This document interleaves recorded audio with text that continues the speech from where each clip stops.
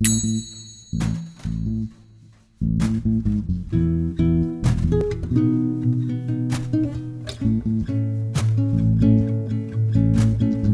listening to the IO Soapbox with Aiken. I'm an IO psychologist, which of course means no one knows what I do. Now on this show, we are going to talk about IO psychology. I'm hoping that some of you not in IO will want to join us, and those of you in IO will be inspired to break new ground. Now, let's get me a cup of coffee, because I'm tired, and then it's time for me to rant about random things on my soapbox.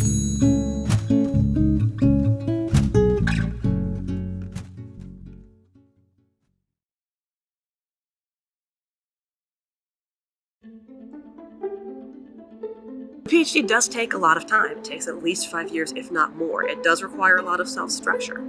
It is a very intense program of study. Typically, PhDs are a lot like working full-time, but with research. The PhD is the highest degree that you can have in IO psychology. In a lot of ways, you can think of the PhD as the queen on the chessboard. You can move in almost any direction, very flexible piece. Your PhD gives you the opportunity to move in all kinds of areas of practice, as well as different areas in academia. So your PhD is going to be a very versatile degree. So your next step into IO psychology is going to depend on a number of factors. First of all, how committed are you to industrial organizational psychology as a field and as your career?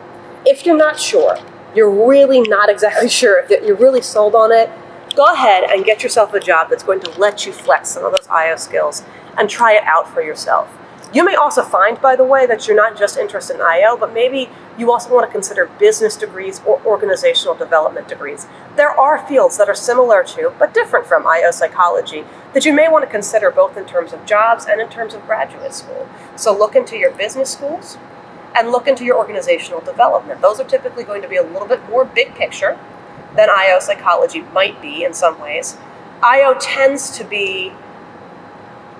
is unique because IO looks at both the big picture and the people within the big picture. We are evidence-based and we are fixated on the human experience. A business school is going to give you more in terms of things like return on investment. That's going to be something that your business schools are going to care about a little bit more. Again, typically, on average. Finance, that's more of a business topic than an industrial organizational psychology topic. Although, again, there's a lot of overlap between these.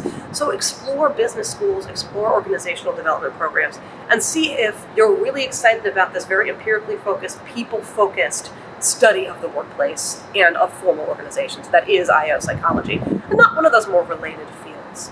But if you're not really sure about IO, go ahead, get yourself a job that's related to IO, that lets you flex some IO skills, and do more research about IO online. There are tons of resources on that. We're talking about having different types of applied jobs that can get you kind of a foothold into IO. Those might be pawns. They might be able to, move those toothpastes forward on the first jump or one. They might be your little horsies. Your applied jobs are kind of going to be literally all over the board.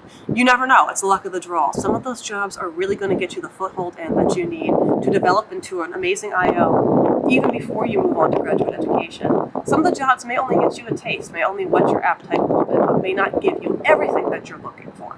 So depending upon the job that you get, you may or may not get a lot of access to the board of different IO work. PhD is going to give you the most. Master's is going to give you more flexibility, and those jobs are kind of a crapshoot.